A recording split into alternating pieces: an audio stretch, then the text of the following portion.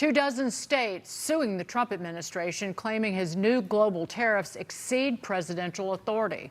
The lawsuit targets the 10% tariffs the president recently imposed. Meanwhile, a U.S. trade court judge has ordered the government to start paying billions in refunds to importers who paid tariffs that the Supreme Court ruled were collected illegally. Penn Wharton estimating these refunds could top $175 billion.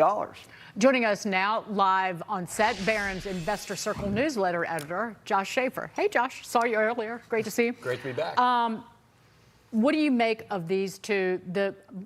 We discussed this the other day, but the 15% tariff, one of the reasons I thought that it went to 15 is because that 15% would essentially raise the amount of money that the reciprocal tariffs raised since last April. And it is needed if refunds are demanded and forced on the administration. Yeah, it's a bit of a tit for tat, right? As far as trying to still get that tariff revenue money in, even if they have to give the money back. I mean, I think the takeaway from both the headlines that you guys read there is the back and forth is just never really going to end here, right? And it's going to always end with there are going to be some version of tariffs. And I think that's the big takeaway is you think the Supreme Court rules against these, oh, they're going to go away. No, the administration is going to put in tariffs, right? So from an investing perspective, if you're wondering, oh, are tariffs going to go back to zero? Or are tariffs going to go down to 5%? No, the tariffs are here, right? So if you're worried about tariff exposure to certain companies, if you're worried about, say, a Nike and tariff exposure, it's going to be here and it's going to be volatile. So just get used to that. And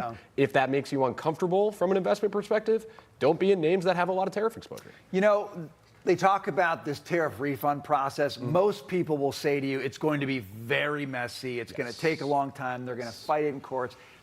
That's probably true.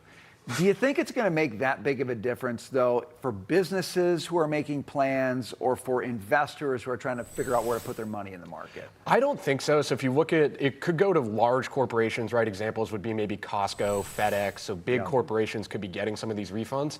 But again, they're also massive corporations, right, that already planned for tariffs. We already went through a year process here where corporates planned for tariffs to exist. So I don't think that it's some sort of tailwind that people are sitting in C-suites and, oh, once we get the refunds, we're going to do X, Y, and Z, and we need the refunds to make our full year guidance for this year. I don't think they're accounting for it from that sense.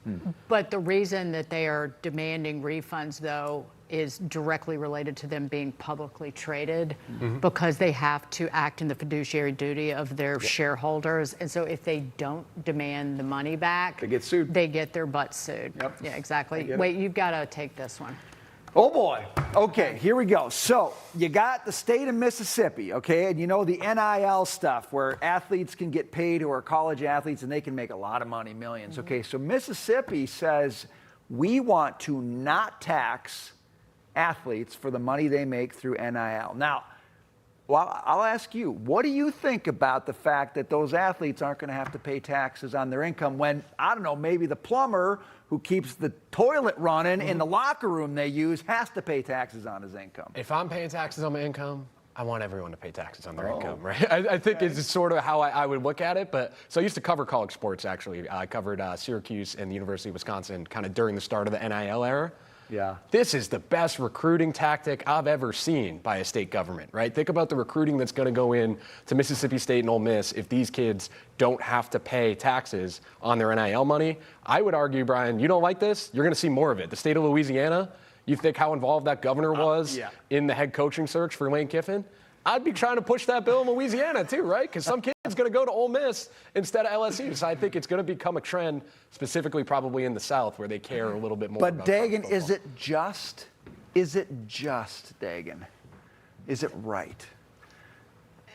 Is there, when it comes to taxation, there's no right. There's no morality in taxation. We shouldn't have taxes if we're talking about morals. See, I'm generally on money. that side of things. I can't get. Oh, we've debated this at. I know what I'm walking. Wait, did you say this earlier though? It's if you no tax and name, image, likeness, income, you bring in more money. Ole Miss brings in gargantuan amounts of money.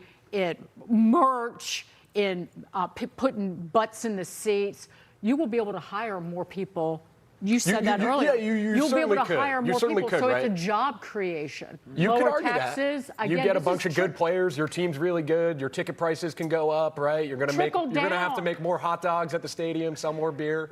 Trickle down, Brian. You know what? I can't argue against lower taxes. I mean, it's in my blood to want lower taxes, but I just think in Mississippi there's going to be some people who are going to say, "Man, you're not making them pay taxes, and you're sticking it on me to fund the government. Come on!" If the So football that's the team only wins, I can thing. promise you they won't care. Okay, yeah, that's maybe It's the that's South. true. Somebody said to me, "SEC football. You Yeah, got to it understand means more. SEC football." Yeah, exactly. We are out of time, Josh. Great to see stuff. you. Good to